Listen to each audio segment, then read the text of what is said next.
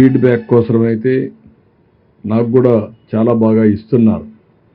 కానీ ఒకటే అందరిని రిక్వెస్ట్ చేస్తున్నా, మీరు కూడా నేర్చుకొని కొంత ప్రాపర్ ఫీడ్బ్యాక్గా నాకు ఇవ్వగలిగితే నేను కొంతమందితోనే మాట్లాడగలుగుతున్నా.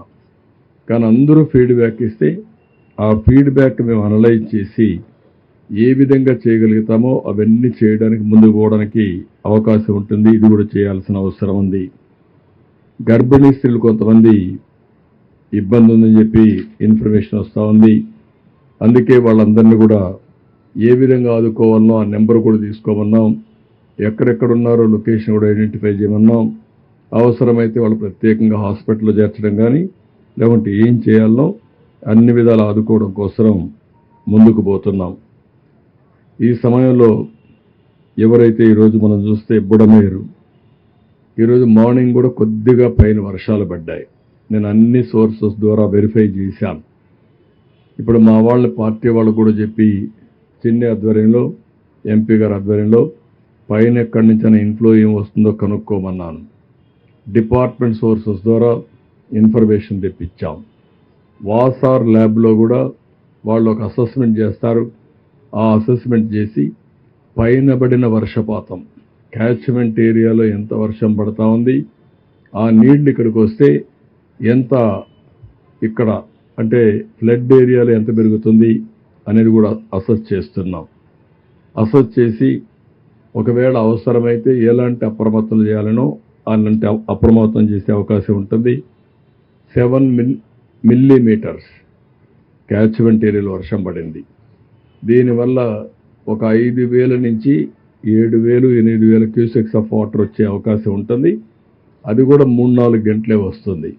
3-4 గంటలంటే మొత్తం ఆవరేజ్న ఒక 0.6-7 టీఎంసీ ఆఫ్ వాటర్ మనకు వచ్చే పరిస్థితి వస్తుంది. అది కూడా అనలైజ్ చేసి ఎంత పెరుగుతుంది అనేది కూడా ఎప్పటికప్పుడు ప్రజలను అప్రమత్తం చేయడానికి ఇది కూడా ఉపయోగిస్తున్నాం. ఇప్పుడు అన్ని తప్పకుండా ఒక యాక్షన్ ప్లాన్ తయారు చేస్తాం. శాశ్వత పరిష్కార మార్గం చేయాల్సిన అవసరం ఉంది. ఇప్పుడు రాజధానిలో భాగం ఇది. రాజధానిలో భాగమైనప్పుడు ఇలాంటి ముంపు గురైతే చాలా ప్రమాదం ఉంటుంది. పగడ్బందీగా చేస్తాం. Will do it. ఇది అవి కూడా నేను చాలా స్పష్టంగా చెప్పాను. ఎవ్వరూ ప్రైవేట్ బోట్లు ఆథరైజేషన్ లేదు, ఒక్క పైసా కూడా ఇవ్వద్దండి. అన్ని గవర్నమెంట్ బోట్లే ఉన్నాయి, డబ్బులు ఇవ్వద్దండి. రెండోది, ట్రాక్టర్లు ఎన్ని కావాలంటే అన్ని పెట్టాం. ట్రాక్టర్ల ద్వారా పబ్లిక్ ట్రాన్స్పోర్టేషన్ కూడా పెట్టాం. ఇంట్లో కూర్చొని బాధ ఉంటే పక్కన ఏదైనా కొనుక్కోవాలన్నా పోలేకపోతున్నారు వాటర్లో. ట్రాక్టర్లు పెట్టి ఆ ట్రాక్టర్లు తీసుకుపోతున్నాం. కొన్ని బస్సులు కూడా పెట్టాం, ఎక్కడన్నా బయట రావాలంటే అలాంటి అన్ని సదుపాయాలు చేసాం. ఏది ఇప్పుడు నేను చూసి చెప్తాను, మీకు పేరుతో సహాయం ఇమ్మంటాను.